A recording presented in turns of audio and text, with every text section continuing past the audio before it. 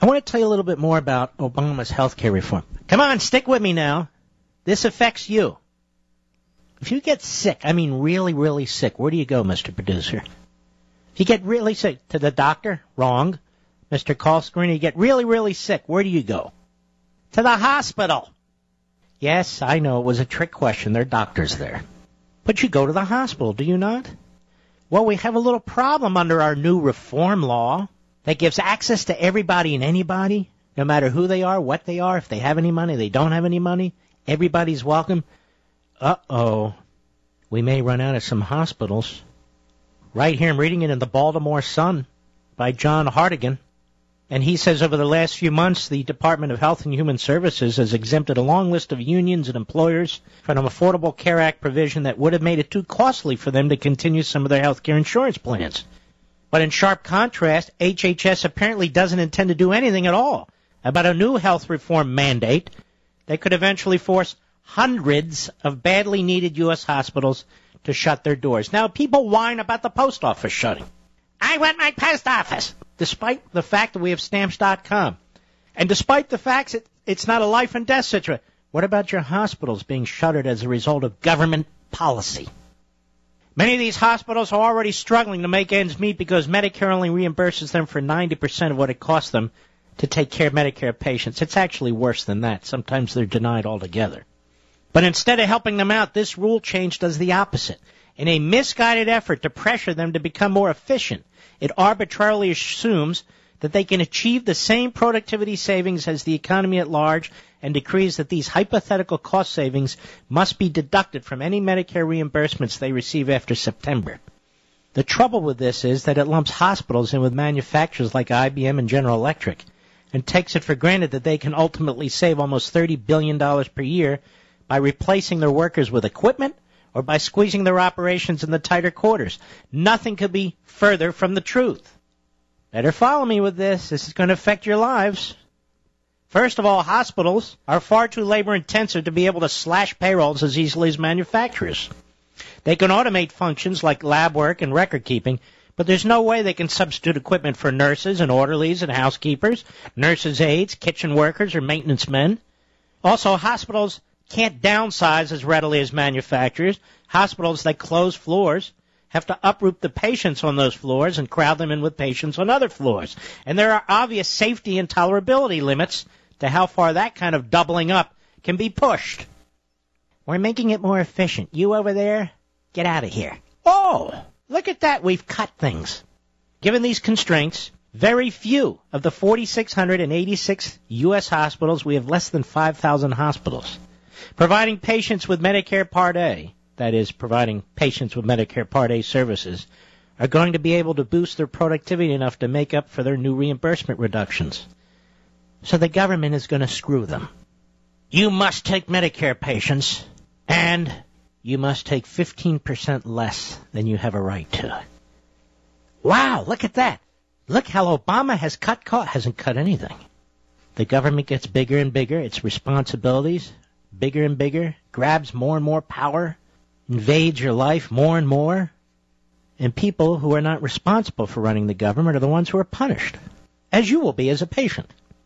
To quote Medicare's own chief actuary, Richard Foster, I hope Richard Foster doesn't get hit by a bus or anything. I'm rooting for that guy. He's one of the few honest officials that I ever hear from. Richard Foster, he said, while such payment update reductions will create a strong incentive for providers to maximize productivity, it is doubtful that many will be able to improve their own productivity to the degree achieved by the economy at large.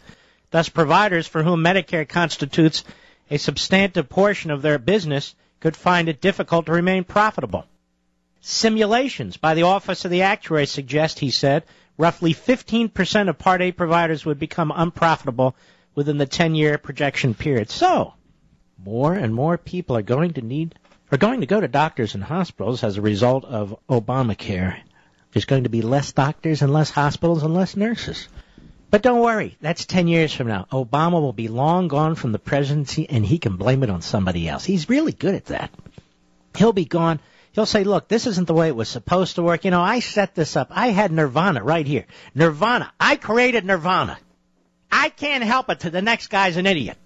Well, he'll put it his way, but you understand my point. And the media will be shaking its head up and down collectively. Oh, yeah, he's right. He's right about that. He's historic. But anyway, I want you to think about this. Our population is going to be getting older and older, particularly, 10 years from now. More and more people are going to need services, and there's going to be less and less hospitals and doctors and nurses to serve people. What then? Oh, it doesn't matter. And, of course, the border's not secure, so illegals will keep pouring in. And, of course, according to the Supreme Court, they have to be taken care of. Oh, my gosh. You can see it, can't you? How come we can see the freight train coming right at our nose and the left doesn't give a damn? Anyway, John Hartigan at the Baltimore Sun, he goes on. This is a shocker. What the actuary, Mr. Foster, is telling us is that deducting the legislative presumed productivity savings from Medicare reimbursements would gradually turn more than 700 of our hospitals, 700 out of 4686, into chronic money losers. And while he doesn't spell out what would happen with those hospitals, eventually they'd shut down. There's no doubt that the impact would be devastating. Patients in rural areas would have to travel long hours to get to the nearest hospital still open for business.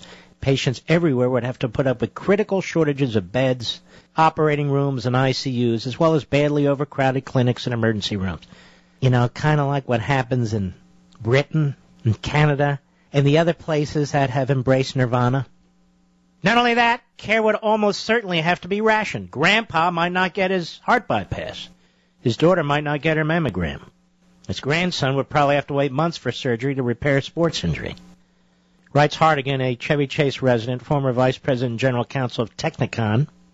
Despite all this, HHS has no plans to intervene.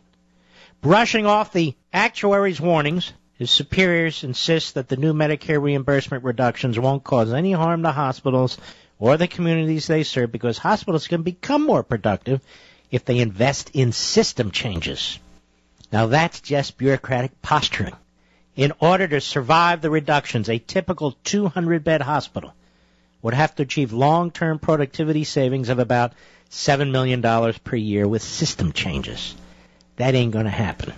And they know it ain't going to happen, and they don't give a damn. These people are committed to government-run health care because of what it does to you, the citizen, because it obliterates the U.S. Constitution, and it transforms our society. Remember what Berwick said, the guy that runs Medicare and Medicaid now? This is about redistributing wealth. That's what it's about. You folks are going to be punished. And according to the left, you deserve to be punished. You've had it good enough for long enough. Now they're going to fix things. You know, if you read the Communist Manifesto, oh, there he goes. Really, if you read the Communist Manifesto, you'll understand all of this. Even some on the left who are unwitting adherents in one form or another to the Communist Manifesto. The great Whittaker Chambers made the point that, and I paraphrase, liberalism is just another form of communism or Marxism. It really is. If you think about it, just listen to the way the left speaks about the successful, about redistributing wealth, about more government intervention, about tax cuts for the rich. These are all Marxist-like fortune cookie talking points. Where else did this come from? Anyway, we're going to have less hospitals and less doctors, ladies and gentlemen, unless the Republicans get the courage to actually try to defund Obamacare. Obama, I read, is also going to spend the next several months trying to convince you what a great deal this is for you. You just remember these hospitals. Very, very expensive medicines for rare diseases. All this stuff's going to be on the table. Dislocation with respect to hospital personnel and doctors and nurses. It's all coming down the pike. If you can tell me one damn thing the government runs efficiently other than a war, one thing, I'm open to hearing it.